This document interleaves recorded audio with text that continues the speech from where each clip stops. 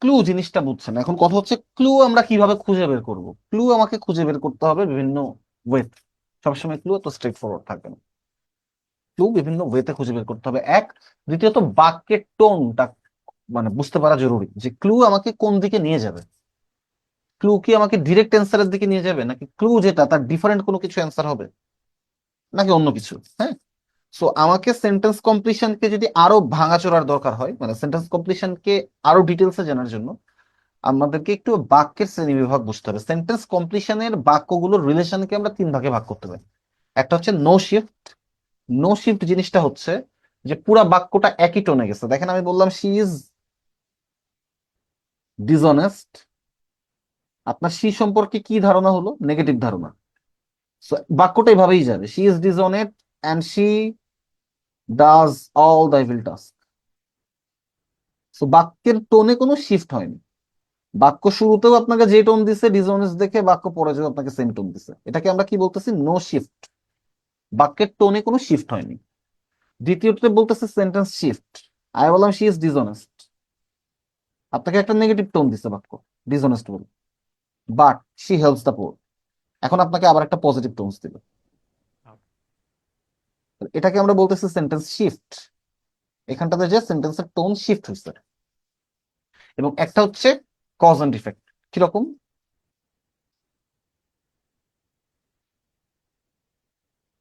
She is ill and so she was absent.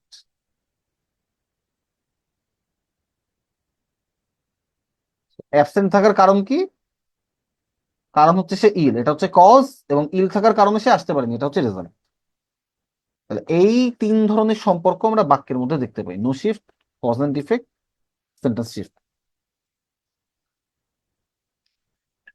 এ পর্যন্ত বুঝলাম? জি ভাই। Okay. এখন আমাদের প্রথম কাজ হচ্ছে no shift sentence.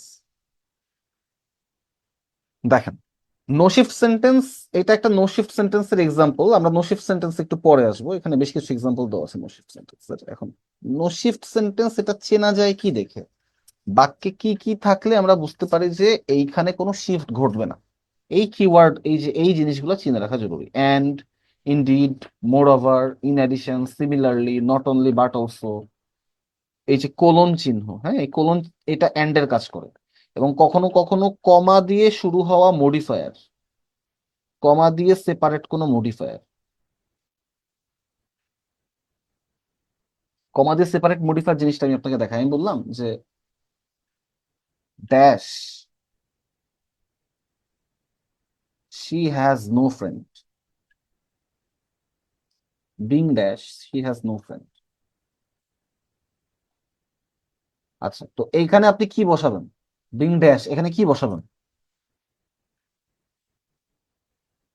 She has no friend, এটা বোঝাবে এমন কিছুই তো বসাবেন। ধরেন আমি বললাম এখানে A number lonely, B number social, কোনটা বসাবেন? কোনটা বসাবেন? কোনটা বসাবেন? A, A, lonely. কারণ কি?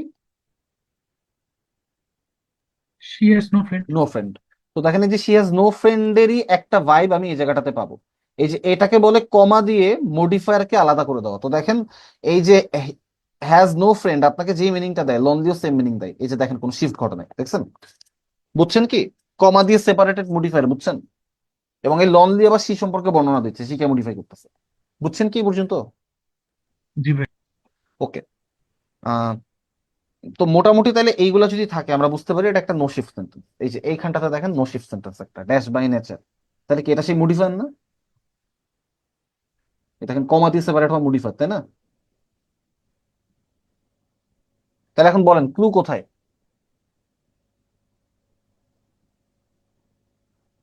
ক্লু কোথায়? Speaks very little.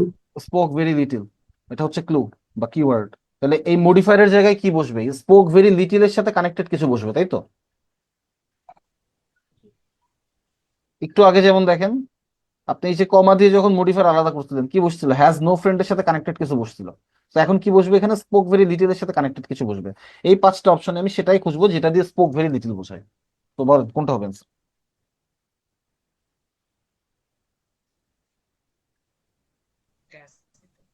হ্যাঁ হ্যাঁ, কোনটা হবে?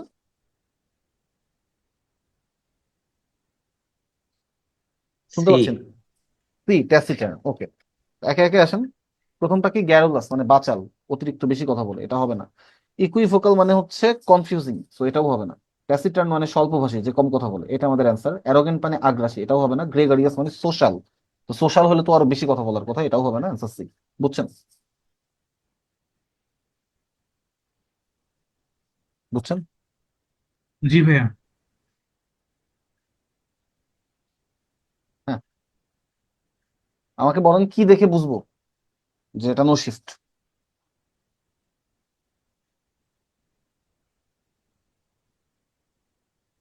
Colon. Colon. Okay, so bankers, lawyers, computer professionals all use among themselves language which outsiders have difficult following. হ্যাঁ, তো কোনটা ক্লু?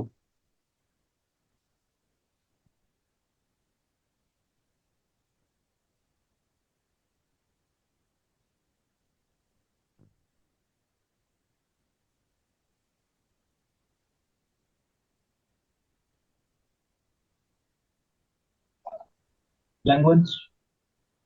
শুধু ল্যাঙ্গুয়েজ দিয়ে কি হবে? পারবেন?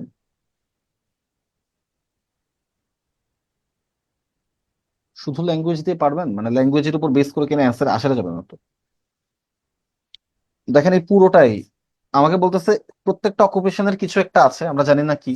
এখন এই কি সম্পর্কে বর্ণনা দিচ্ছে এর পরের অংশে, যে এরা প্রত্যেকটা অকুপেশনের মানুষই এদের মাঝখানে এমন একটা ল্যাঙ্গুয়েজ ব্যবহার করে যেটা বাইরের মানুষ বুঝতে পারে না। সো এইখানে এমন একটা ওয়ার্ড বসবে যেটা দিয়ে বোঝায় যে একটা ল্যাঙ্গুয়েজ যেটা বাইরের মানুষ বুঝতে পারে না।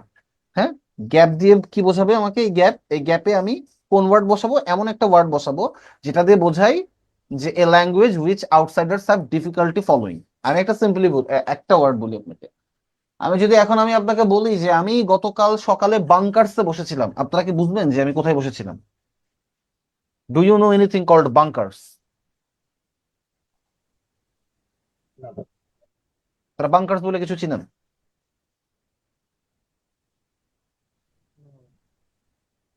চিনেন?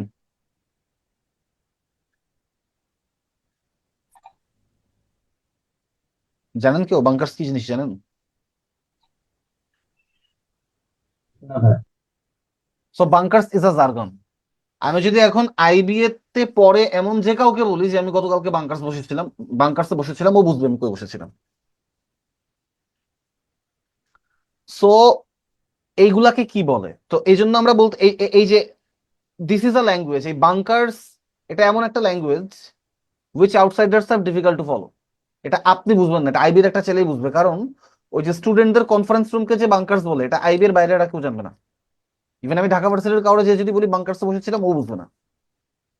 সো উই এই যে এই টাইপের ওয়ার্ড, এটারে বলে হচ্ছে, মানে এই টাইপের ওয়ার্ড আমার কাছে জানতে চাচ্ছে। এখন এগুলারে কি বলে? এগুলারে বলে হচ্ছে জার্গন।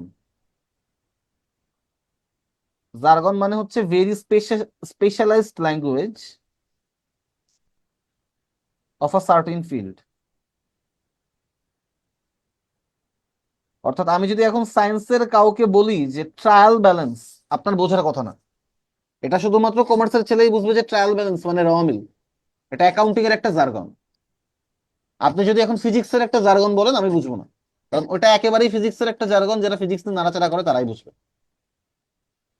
আমি যদি আপনাকে এখন বলি মাস্টার বাজেটিং, আপনি বুঝবেন না যদি আপনি সায়েন্স ব্যাকগ্রাউন্ডের হন, কারণ এটা অ্যাকাউন্টিং এর একটা জার্গন। আমি যদি এখন আপনাকে বলি যে টোটাল কোয়ালিটি ম্যানেজমেন্ট, আপনার বোঝার কথা না, কারণ এটা প্রিন্সিপাল অফ ম্যানেজমেন্টের একটা jargon. So jargon is something যেটা ওই ফিল্ডের মানুষ বাদে বাইরের মানুষ বোঝে না। বুঝছেন? বুঝছেন কি? জি ভাইয়া। হ্যাঁ, সো বাকিগুলোর মানে আপনারা জানেন। মেরিটস মানে সুবিধা, ডিসঅ্যাডভান্টেজ অসুবিধা, রিওয়ার্ড মানে পুরস্কার, প্রবলেম মানে অসুবিধা। তো এর কোনোটাই অ্যান্সার না, অ্যান্সার হচ্ছে জার্গন।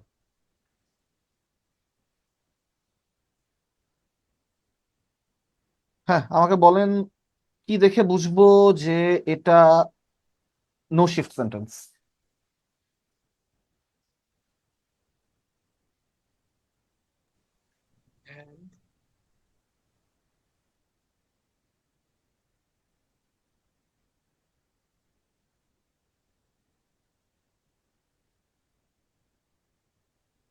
কমা,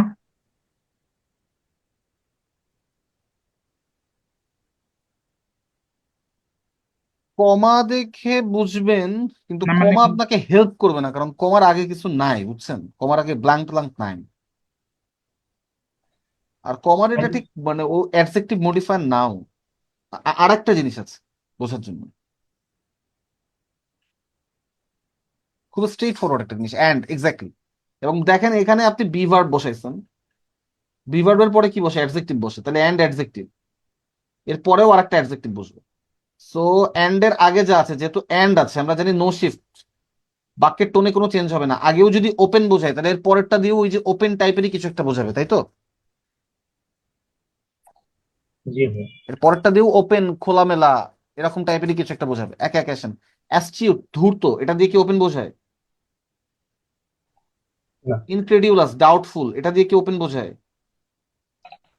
না। বোঝায় না। ডেভিয়াস, ইনডিরেক্ট, এটা দিয়ে কি ওপেন বোঝায়?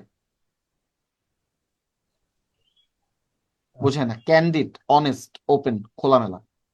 সো এটা আমাদের অ্যান্সার।